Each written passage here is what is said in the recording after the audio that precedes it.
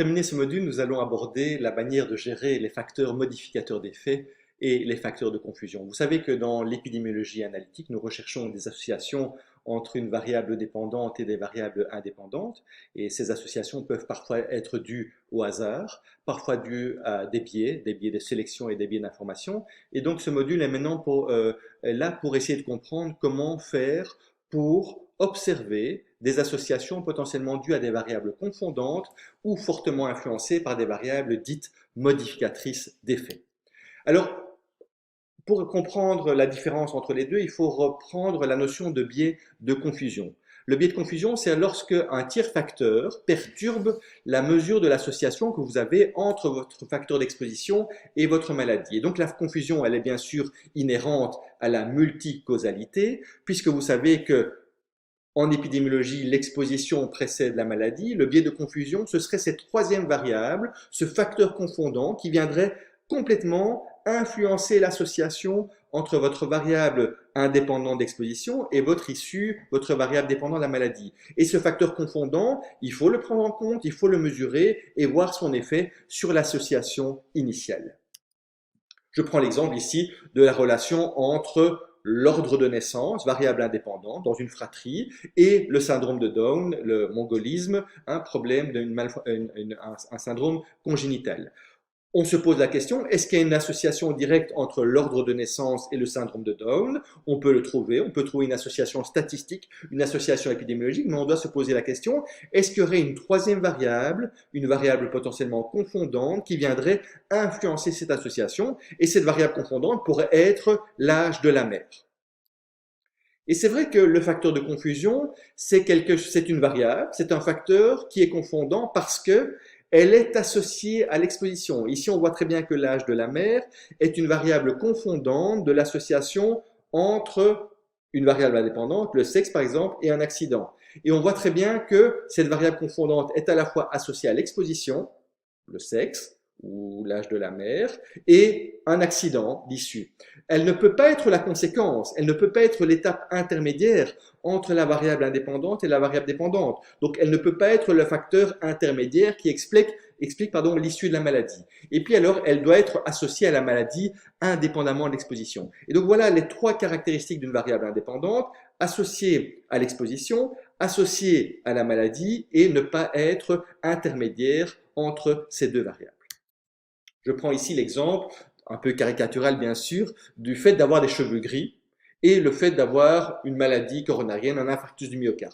Et on voit que les personnes qui ont des cheveux gris ont un risque, un odds ratio, de développer ou d'avoir développé un infarctus du myocarde de 5 par rapport à des personnes qui n'auraient pas des cheveux gris. On pourrait se poser la question, mais cette association n'est pas très correcte scientifiquement. Mais oui, bien sûr. Pourquoi? Parce que qu'est-ce qui fait qu'on a des cheveux gris? Sans doute qu'il y a une autre variable explicative, c'est l'âge, bien sûr. Et est-ce que l'âge est une variable confondante de cette association qu'on pourrait trouver dans des études quantitatives entre les cheveux gris et la maladie coronarienne? Alors, il suffit de faire une stratification. C'est-à-dire que dans cet échantillon, on reprend deux catégories, les jeunes et les vieux, et on regarde si cette association existe toujours dans ces deux catégories. Et chez les jeunes, vous voyez que lorsqu'on refait l'analyse, l'association entre les cheveux gris et l'infarctus du myocarde, il tombe à 1. Et on fait le même exercice chez les personnes plus âgées, et l'association entre les cheveux gris et cet infarctus est aussi de 1. Donc, on est face à une variable confondante, on est face à un biais de confusion. C'est-à-dire que lorsqu'on regarde l'odds ratio brut entre les cheveux gris et l'infarctus du myocarde, nous avions une association de 5. Lorsqu'on l'ajuste pour l'âge, on voit que l'odds ratio ajusté, ou la moyenne des odds ratios entre les différentes strates, il est plus ou moins de 1. Donc l'âge est bien une variable confondante, un facteur confondant de l'association entre les cheveux gris et l'infarctus du myocarde. Je reprends un autre exemple pour vous illustrer le biais de confusion. Nous sommes face à une étude de cohorte sur la relation entre le cancer du poumon et les antécédents d'alcoolisme. Il y a une association statistiquement significative avec un Q-carré de 4,2 et lorsqu'on on mesure le risque relatif, nous sommes face à une étude de cohorte, donc le risque relatif est de 1,5. Donc les personnes qui ont des antécédents d'alcoolisme ont un risque de 1,5 supérieur de développer un cancer du poumon par rapport aux personnes qui n'ont pas d'antécédents d'alcoolisme. Lorsque vous voyez ce résultat de ce type d'étude, est-ce que vous vous posez des questions? Est-ce qu'on a déjà démontré au niveau scientifique, au niveau vraiment de la recherche fondamentale, le lien entre l'alcoolisme et le cancer du poumon? Donc il y a quand même quelque chose qui vous étonne dans cette association. Et posez-vous la question, est-ce qu'il y aurait une troisième variable qui viendrait expliquer l'association plus forte avec le cancer du poumon et qui viendrait altérer, je dirais, cette association que vous avez trouvée avec l'alcoolisme?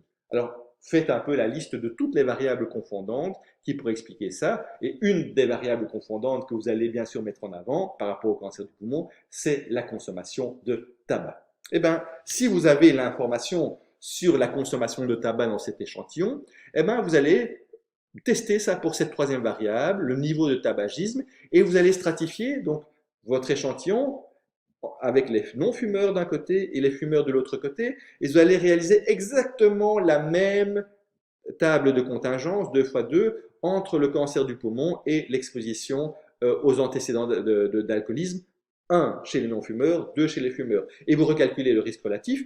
Le risque relatif chez le non-fumeur, il est de 1. Le risque relatif chez le non-fumeur, il est de 1,1, donc quasi équivalent. Donc on voit très bien que lorsqu'on stratifie pour le statut tabagique, en fait, l'association entre l'antécédent d'alcoolisme et le cancer, elle devient nulle puisqu'une association de 1 est une association, bien sûr, où il n'y a pas de différence entre l'exposition et la non-exposition.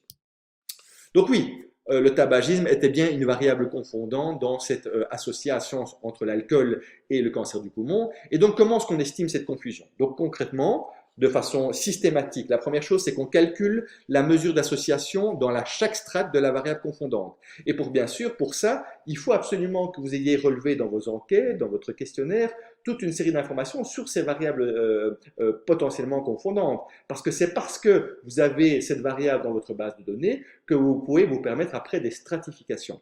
Une fois que vous avez calculé cette mesure d'association dans chaque strate, vous calculez la mesure d'association pondérée. C'est-à-dire que c'est une moyenne vraiment des mesures d'association de chaque strate. Alors on peut le faire de façon beaucoup plus rigoureuse en calculant donc un risque relatif ou un odds ratio de Mantel-Hansel, qui est une espèce de moyenne des mesures d'association de chaque strate. Et puis lorsqu'on a alors cette information, on estime qu'il y a une confusion si le risque relatif ou le odds ratio brut et le risque relatif ou le odds ratio pondéré sont différents de plus de 15 à 20%. Donc vous prenez votre risque relatif brut, vous prenez votre risque relatif pondéré, donc ou la moyenne de toutes les strates, et vous regardez s'il y a une différence de 15 à 20%. Si oui, alors on utilise le risque relatif ou le odds ratio pondéré comme mesure d'association. Sinon, alors on utilise le risque relatif ou le odds ratio brut comme mesure d'association. Donc on voit bien la différence. Si, bien sûr, il n'y a pas cette différence de 15 à 20%, il n'y a pas de facteur de confusion, et donc c'est bien le risque relatif ou le odds ratio brut qu'on va utiliser. S'il y a bien une différence de plus de 15 à 20%, on est face à une variable confondante, et on va donc bien sûr plutôt utiliser les mesures d'association dans chaque strate. En termes de conditionnalité de ces facteurs de confusion, il faut une homogénéité de l'association exposition-maladie dans les différentes strates de la variable confondante, c'est-à-dire que l'effet de la variable confondante doit être constant au travers des différentes strates, et c'est ce qu'on a observé dans nos différents exemples, puisqu'on voyait que lorsqu'on faisait des stratifications, le risque relatif ou le odds ratio tombait autour de 1, quasi dans chaque strate, et était tout à fait homogène d'une strate à l'autre. Et puis alors arrivent les effets modifiants, donc ce qu'on appelle aussi les modificateurs d'effets ou ce qu'on appelle aussi les interactions. Donc c'est vrai que l'effet confondant et l'effet modifiant, cela n'a rien à voir du tout. Et il ne faut pas les confondre et il faut absolument faire la distinction entre ces deux types de variables. L'effet modifiant ou l'effet modificateur ou la modification d'effet ou l'interaction se remarque si la force de l'association entre le facteur d'exposition et la maladie diffère de façon importante d'une strate à l'autre. Vous vous souvenez, pour une variable confondante, lorsqu'on stratifiait, on trouvait des mesures d'association identiques dans chaque strate. Ici, c'est le phénomène inverse. Lorsqu'on stratifie, on veut trouver des mesures d'association qui sont très différentes, hétérogènes d'une strate à l'autre. Donc, soit on observe que ces mesures d'association sont différentes d'une strate à l'autre à l'œil nu, et on regarde aussi les intervalles de confiance. Et si les intervalles de confiance se recouvrent, c'est qu'il n'y a pas de différence. Si les intervalles de confiance ne se recouvrent pas, c'est qu'il y a bien une différence entre, je dirais, ces mesures d'association. Et soit on peut aussi, au niveau statistique, calculer un test d'homogénéité des risques relatifs des odds ratios, mais c'est beaucoup plus compliqué dans l'interprétation. Donc on peut vraiment faire ça quasi à l'œil nu. Et donc ce n'est pas une confusion, mais plutôt une information très intéressante, puisqu'on met en évidence des sous-groupes, des strates qui ont des associations, des risques différents, et donc fatalement qui sont plus à risque ou moins à risque par rapport, je dirais, à la variable d'exposition. Je prends un exemple. Le fait d'avoir été en contact avec une personne tuberculeuse en dehors du ménage, vous savez que la tuberculose est une maladie transmissible et on peut bien sûr être contaminé par une personne en dehors du ménage par rapport au fait de développer la tuberculose. Et on voit que le odds ratio, donc c'est le facteur d'exposition d'avoir été exposé en dehors du ménage, est de 1,36 par rapport au développement de la maladie. On se pose la question d'une troisième variable, confondante ou modificatrice d'effet, qui viendrait, je dirais, interagir dans l'association, et on se pose la question, est-ce que le sexe homme-femme interagit sur cette association? Eh bien, si vous avez l'information, bien sûr, sur le statut homme-femme de votre échantillon, vous pouvez donc stratifier en fonction de ces deux catégories et refaire l'association, le odds ratio, pour la même de table de contingence chez les hommes et chez les femmes. Et chez les hommes, le contact tuberculeux en dehors du ménage est associé de 0,85 par rapport à la tuberculose, et chez les femmes, il est de 2,05. Donc on voit bien maintenant qu'on a des mesures d'association très différentes d'une strate à l'autre, très hétérogènes. Chez les hommes, ce n'est plus un facteur de risque, c'est quasi un facteur protecteur. Chez les femmes, ça devient un facteur de risque majeur avec un risque de 2,05. Donc concrètement, on est face à un effet modifiant. Donc le sexe est un facteur modifiant de l'association entre les contacts tuberculeux en dehors du ménage et la tuberculose. Si je reprends la conduite à tenir pour rechercher un facteur modificateur d'effet ou un facteur de confusion, la première chose à faire, donc, vous réalisez une analyse brute. Vous calculez un risque relatif, un odds ratio en fonction du type d'étude, entre le facteur d'exposition et la maladie, et vous calculez son intervalle de confiance à 95%. Et puis, vous stratifiez les données et vous mesurez la force de l'association dans chaque strate.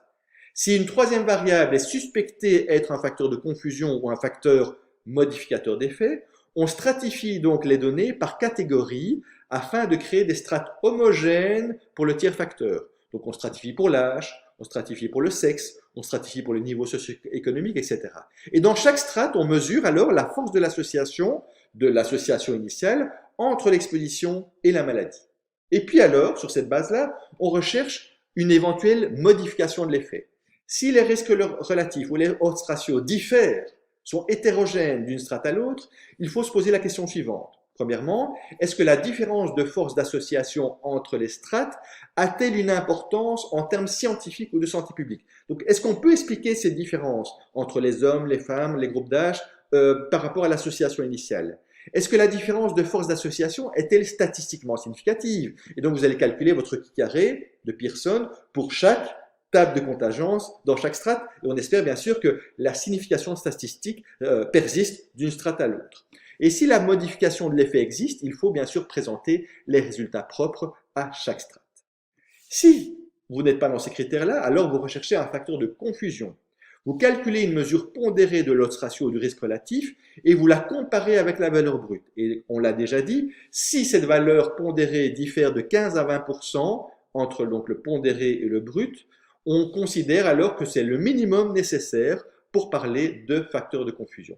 Donc vous comprenez bien que dans la démarche, la démarche initiale est la même, vous calculez vos mesures d'association dans chaque strate, mais d'abord vous excluez ou vous confirmez un facteur modificateur d'effet, et c'est seulement si vous l'avez exclu que vous vous posez la question, est-ce que c'est plutôt une variable confondante, et donc vous entrez plutôt dans la démarche d'une mesure d'une variable confondante. Je reprends l'exemple du cancer du poumon et de l'asthme. Je suis donc dans une étude où je vois l'effet de l'asthme sur le développement futur d'un cancer du poumon et je calcule le risque relatif entre les personnes asthmatiques versus le développement futur d'un cancer du poumon. Ce risque est de 0,75. Donc on voit que l'asthme est plutôt un facteur protecteur, je dirais, par rapport au développement du cancer du poumon. La question, est-ce qu'il y a une troisième variable qui vient interréagir dans cette association, qu'elle soit modificatrice d'effet ou variable confondante. Et pour ça, je prends bien sûr comme hypothèse le statut tabagique toujours. Et je fais une stratification dans ce même échantillon des fumeurs versus des non-fumeurs et je recalcule le risque relatif. Le risque relatif chez les fumeurs, il est tombé à 1. Le risque relatif chez les non-fumeurs, il est tombé à 1. Donc l'association entre l'asthme et le cancer du poumon, lorsqu'on le stratifie pour le statut tabagique, en fait, cette association devient nulle, il n'y a plus d'association. Donc, nous sommes-nous face à une variable confondante ou face à une variable modificatrice d'effet? Donc concrètement, nous sommes face à un risque relatif brut de 0,75, un risque relatif ajusté, on voit vraiment que c'est quasi la moyenne des risques qu'on a trouvés dans chaque strate qui est égal à 1. Donc en fait, le tabagisme est plutôt un facteur confondant de l'association entre l'asthme et le cancer du poumon. Je fais un autre exercice où je suis dans une étude cas témoin et on a étudié la relation entre la prise de contraceptifs oraux et l'infarctus du myocarde. Et les résultats sont présentés dans la table de contingence qui n'est pas complète, qu'il faut bien sûr refaire, puisqu'on a d'un côté les infarctus du myocarde, on a de l'autre côté le total des sujets étudiés, donc il faut bien sûr calculer les non-malades pour refaire la table de contingence. Et donc je vous demande de calculer le rapport de code brut d'infarctus du myocarde et d'interpréter ces résultats bruts. Alors bien sûr, faites-le, peut-être arrêtez la vidéo, faites vite ce calcul et puis alors vous aurez les résultats tout de suite. Et lorsqu'on fait ce calcul rapidement, on peut calculer un odds ratio qui est en fait de 4,8. Donc il y a une forte association entre la prise de contraceptifs oraux antérieurs et le risque d'infarctus du myocarde. Mais quoi qu'il en soit, on se pose une question, est-ce qu'il y a une troisième variable qui viendrait influencer cette association? Et c'est vrai que le tabagisme est une variable susceptible d'influencer cette association, et on fait alors une stratification en fonction des fumeurs et des non-fumeurs dans cet échantillon, et on recalcule l'association entre la prise de contraceptifs oraux et l'infarctus du myocarde. Et donc alors, je vous demande de recalculer le odds ratio, le rapport de cote après stratification sur, je dirais, ces deux catégories, tabagisme et non-tabagisme, et d'interpréter l'effet du tabagisme. Est-ce que c'est une variable confondante? Est-ce que c'est une variable modificatrice d'effet? Ou est-ce que c'est aucune des deux et on va l'appeler plutôt alors c'est une variable neutre? Et alors, bien sûr, vous expliquez votre réponse par une démarche épidémiologique. Et lorsqu'on fait l'exercice, on voit que le odds ratio des fumeurs est de 6. Le odds ratio des non-fumeurs est de 3. Et je vous pose la question, est-ce que on est face à une variable confondante, une variable modificatrice d'effet ou une variable neutre? Eh bien, c'est clair que le tabagisme est une variable ou un facteur modifiant l'association entre la prise de contraceptifs oral et l'infarctus du myocarde. On voit très bien qu'il y a une hétérogénéité des associations entre les strates, avec une strate pour laquelle le risque est très important chez les fumeurs, même si le risque chez les non-fumeurs reste aussi très important. Mais il est différent. Je prends encore un exercice sur un tableau qui présente la prévalence de l'hypertension aux États-Unis chez les hommes âgés de 50 à 64 ans selon le statut socio-économique. Un statut économique inférieur, moyen ou supérieur. Donc on a mis ça en 3 catégories et la race ou la catégorie ethnique. Donc on a d'abord tous, et puis les blancs et les noirs. Et on voit donc la relation entre, je dirais, la fréquence d'hypertension en fonction du niveau socio-économique par rapport à ces 3 catégories ethniques. La question, c'est est-ce que la race est un facteur modifiant l'association entre le statut socio-économique et l'hypertension dans cette population? Est-ce que la race est un facteur confondant? Ou est-ce que la race est un facteur neutre, ni confondant, ni modifiant l'association entre le statut socio-économique et l'hypertension dans cette population? En fait, on voit très bien dans le tableau que la race est une variable confondante par rapport à cette association. Si on veut limiter la confusion, il faut bien sûr l'anticiper. Et lors de la préparation de l'étude, vous allez essayer de diminuer le poids des variables confondantes en faisant une bonne randomisation de votre échantillon. Peut-être en impliquant la restriction dans votre échantillon, c'est-à-dire que vous sélectionnez des gens de façon aléatoire, mais certaines catégories de la population, vous ne voulez pas les avoir dans votre échantillon. Vous pouvez aussi faire de l'appariement que vous voyez dans les cours de biostatistique. C'est le fait de toujours associer un cas avec un témoin ou un exposé avec un non exposé par rapport à des variables potentiellement confondantes, que ce soit l'âge, le sexe ou le niveau socio-économique par exemple. Mais pour limiter la confusion, on peut aussi, si on a l'information sur les variables confondantes, l'ajuster lors des analyses. On peut le faire par la stratification, l'analyse stratifiée, comme on l'a vu dans le cadre de ce module théorique, mais on peut aussi ajuster, je dirais, les variables lors d'analyses multivariées, lors de modélisation, pour essayer de, je dirais, limiter l'effet des variables confondantes. La randomisation, elle n'est bien sûr pas, elle n'est possible que dans les études expérimentales. C'est le scénario de choix, hein, de façon aléatoire, on sélectionne les individus. On répartit donc aléatoirement et de façon les différences. Donc les variables confondantes, connues et inconnues, sont réparties dans les deux groupes de façon tout à fait aléatoire. Si l'échantillon est petit, le contrôle des biais de confusion est moins bon, et alors on peut compléter alors, je dirais, la sélection ou le recrutement d'échantillons par le phénomène de restriction. Donc on limite l'entrée dans l'échantillon pour certaines catégories de variables potentiellement confondantes, et on tient compte bien sûr de tout cela dans les analyses. La restriction, donc on restreint les critères d'admissibilité des sujets dans l'étude. Exemple, on ne veut pas sélectionner un groupe d'âge ou une catégorie socio-professionnelle. Donc on essaye d'annuler l'effet de confusion de la variable qui a été artificiellement éliminée. L'inconvénient de ces techniques, c'est qu'on limite bien sûr la taille de la population éligible et on rend plus difficile la construction de l'échantillon. La variable qui a fait l'objet de la restriction, bien sûr, ne peut plus être prise en compte dans l'analyse puisqu'elle n'a pas été intégrée dans l'échantillon.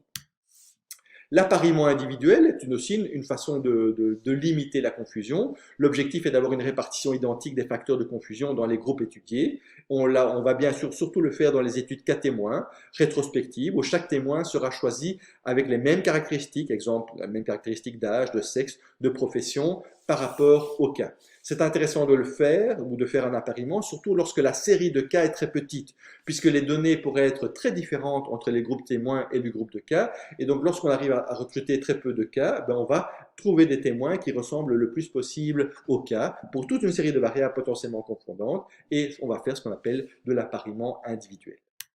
Et puis alors, il reste les analyses multivariées. Et avant de faire une analyse multivariée, on va faire de la stratification, de l'analyse stratifiée, comme on l'a fait dans les exemples précédents. Donc, on contrôle la confusion en évaluant l'association dans les catégories ou les classes de la variable potentiellement confondante et en calculant donc les mesures d'association dans chaque strate et en calculant alors une mesure pondérée de toutes les strates. Et donc, ça nous permet de voir potentiellement si la troisième variable est une variable confondante.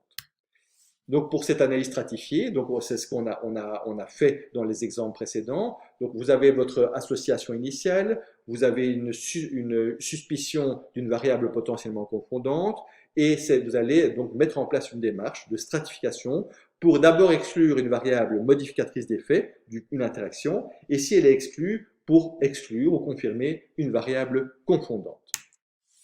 Pour cela, donc, je calcule des mesures d'association dans chaque strate. Si elles sont égales, je me pose la question. Elles ne sont pas égales, stop. C'est une variable modificatrice d'effet. Si elles sont égales, ok. Alors, je vais calculer des risques relatifs, des odds ratios ajustés dans chaque strate et les comparer aux risques relatifs aux odds ratios bruts. Si elles sont différentes de 15 à 20%, c'est une variable confondante. Si elles sont identiques, c'est ni une variable confondante ni une variable modificatrice d'effet. On va appeler ça une variable neutre. Je reprends ça dans un espèce d'algorithme ou arbre décisionnel. Donc, vous mesurez votre association brute, vous faites une stratification, vous mesurez l'association dans chaque strate, vous mesurez alors l'association et vous les mesurez et vous les interprétez. Si ces mesures d'association sont différentes selon les strates, oui, alors vous êtes face à gauche à une variable modificatrice d'effet et alors vous mesurez et vous présentez les associations dans chaque strate. Si les associations ne sont pas différentes selon les strates, non, ce n'est pas une variable modificatrice d'effet, donc vous allez mesurer l'association ajustée de toutes les strates de façon manuelle en faisant la moyenne, je dirais, des mesures d'association dans chaque strate ou en calculant un risque relatif ou un odds ratio de Manton-Hansel. Et alors, à partir de cette mesure d'association ajustée, vous regardez si elle est différente de la mesure d'association brute. Si elle est différente de plus de 15 à 20%, c'est une variable confondante et donc vous allez présenter la mesure d'association ajustée. Si elle n'est pas différente de 15 à 20%, il n'y a pas de confusion, c'est une variable neutre et vous continuez alors à présenter la mesure d'association initiale, la mesure d'association brute. Et puis enfin, pour, je dirais, contenir ces variables confondantes, vous pouvez les intégrer dans des modèles d'analyse multivariés. Et ça, bien sûr, il faut bien sûr avoir l'information sur la variable. Et donc, vous allez prendre en compte dans ces modèles toute une série de variables multiples et on va calculer des mesures d'association pondérée de toutes ces variables ajustées pour les unes avec les autres. Et donc, je prends ici, par exemple, le poids de naissance qui est une variable dépendante, c'est l'effet, le petit poids de naissance, par exemple. Et on va simplement intégrer dans un modèle toutes les variables qui peuvent interagir avec ce poids de naissance. L'âge de la mère, mais aussi le statut socio-économique, la profession, le nombre d'enfants, qui sont potentiellement des variables confondantes. Et alors, on va voir, après ajustement les unes par rapport aux autres, quelles variables restent statistiquement associées au petit poids de naissance. Et donc, bien sûr, pour faire ces analyses multivariées, on doit bien sûr rechercher les associations entre une variable réponse et plusieurs autres variables explicatives ou variables prédictives prises en considération simultanément. Et donc, on va utiliser des modèles mathématiques pour expliquer ces interactions, que ce soit les modèles de régression logistique ou les autres modèles d'analyse multivariée. Et ça fait l'objet, bien sûr, de cours en biostatistique. Voilà, on termine ce module et on peut alors maintenant commencer quelques exercices pour bien rechercher la différence entre les variables confondantes et les variables modificatrices d'effet.